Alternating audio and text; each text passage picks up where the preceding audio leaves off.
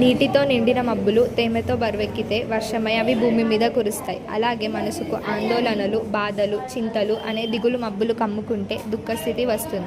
అది కన్నీరుగా మారుతుంది. ఒక లక్ష్యాన్ని సాధించడానికి బయలుదేరినప్పుడు అడుగడుగునా ఎన్నో కష్టాలు, అడ్డంకులు ఎదురవుతాయని లోకం భయపెడుతుంది. కానీ ఆ మాటలకు భయపడకుండా, నిరుత్సాహపడకుండా ముందుకు నడిస్తేనే విజయం లభిస్తుంది. ఆ స్ఫూర్తే నలుగురు అనుసరించే దారిగా మారుతుంది. బీడుపడి పనికి రాకుండా ఉన్న నేలలో ఏ పంటలు పండవని ఏ ప్రయత్నాలు చేయకుండానే నిరాశపడవద్దు.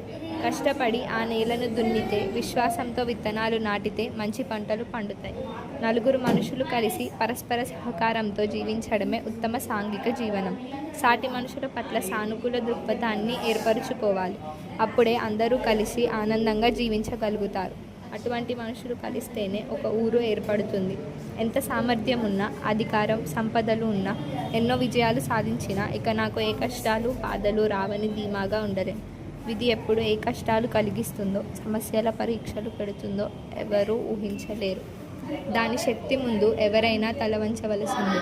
ఉన్నతమైన హిమాలయ పర్వత శిఖరం కూడా ఎండవేడికి కరిగిపోయి నదిగా ప్రవహించవలసిందే. అలాగే ఎంతటి మనిషి గర్వమైనా నీరు కారిపోవాల్సిందే. మన పేరు ప్రపంచానికంతా తెలిసేలా ప్రఖ్యాతి పొందామని, ప్రతిష్టాత్మక బిరుదులు, సత్కారాలు పొందామని అనుకోవడంలో నిజమైన విలువ, గుర్తింపు లేదు. మానవాళికి పనికి వచ్చే గొప్ప పని, చెరగని త్యాగం చేస్తేనే మనిషి పేరు చరిత్రలో శాశ్వతంగా నిలిచిపోతుంది.